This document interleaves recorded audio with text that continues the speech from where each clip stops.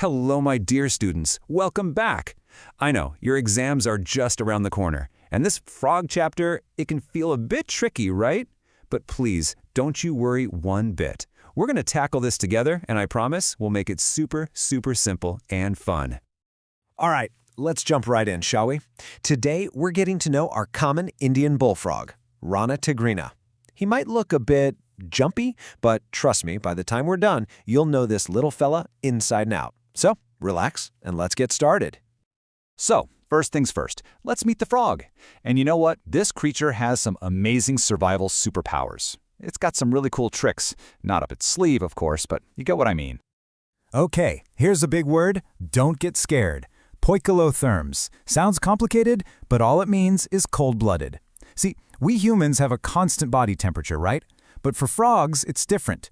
Their body temperature just changes with the environment.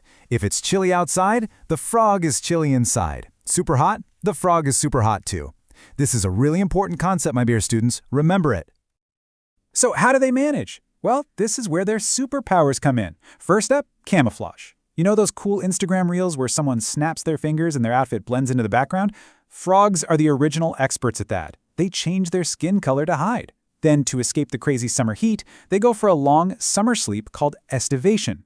And for the chilly winters, they take a deep winter sleep called hibernation. Pretty smart, huh? Okay, so we know its survival tricks. Now, let's take a look from the outside.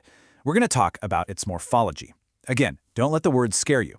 Morphology is just a simple way of saying we're studying its external features, everything we can see with our eyes. Now, take a look at this diagram. You'll see the frog's body is made up of just a head and a trunk. That's it, no neck.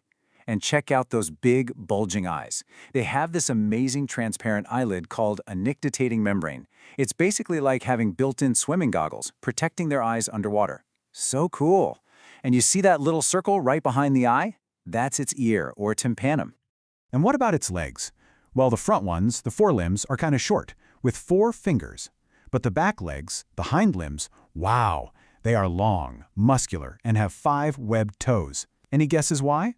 Of course, it's for those incredible leaps on land and for swimming like a champion in the water.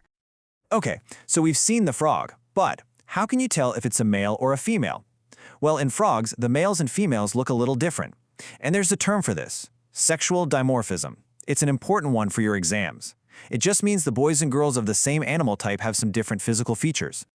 And here's how you can spot a male frog. 2 key things to look for. Number 1, they have vocal sacs. These are what they puff up to make that loud croak-croak sound we all know. And number 2, they have a copulatory pad, which is like a little thumb pad on their first finger. Remember these 2 points, vocal sacs and copulatory pad. Very, very important. All right, we're done with the outside. Ready for the grand inner tour? Let's take a deep dive into the frog's anatomy. That's right, we're going to explore all its internal organs and systems. It's going to be fascinating. First stop on our tour, the digestive system. Have a look at this diagram. You'll notice its alimentary canal or food tube is pretty short. And why is that? It's because frogs are carnivores. They eat insects, and meat digests much, much faster than plants. So they don't need a long, winding intestine.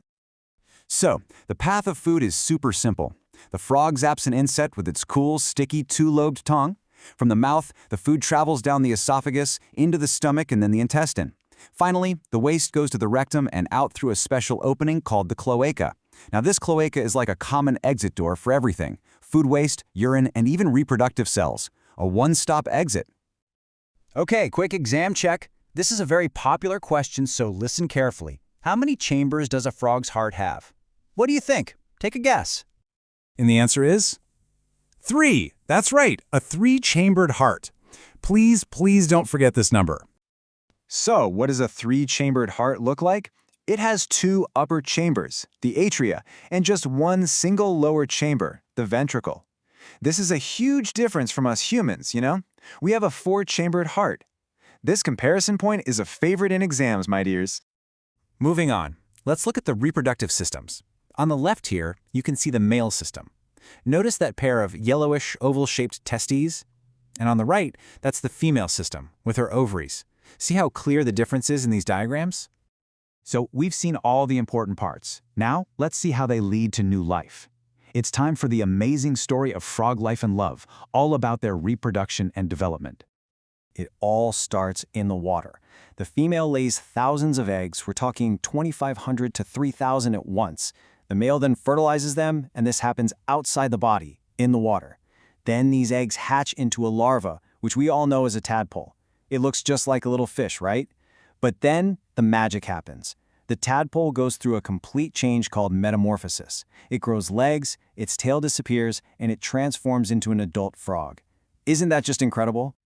Now, you might be thinking, okay, this is all very interesting, but why do frogs even matter? Well, let me tell you, they are super important for the environment and for us too. Frogs are our friends, really. For one, they are a farmer's best friend. Why? Because they eat tons and tons of insects, protecting our crops. They're also a key link in the food chain, maintaining that perfect balance in nature. And yes, in some places, their muscular legs are even eaten as food. All right, let's finish up with a quick exam revision. I've picked out a sample question for you, just the kind you might see on your paper. Let's tackle it together. So, here's the question. Mention the function of the ureters in male frogs. Think back to our inner tour. Remember what we said about the male system. What job does the ureter have? And here is how you should answer it to get full marks. The ureters in male frogs act as a urinogenital duct.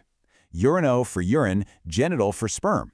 So it's a common passage that carries both urine from the kidneys and sperm from the testes into the cloaca. It's a 2-in-1 duct. This is a special feature only in males. And just like that, you've mastered the frog. See, it wasn't that difficult at all, was it? You did a wonderful job, my dear students. Remember what we learned, revise it once more, and you will do brilliantly in your exams. I have full faith in you. All the very best.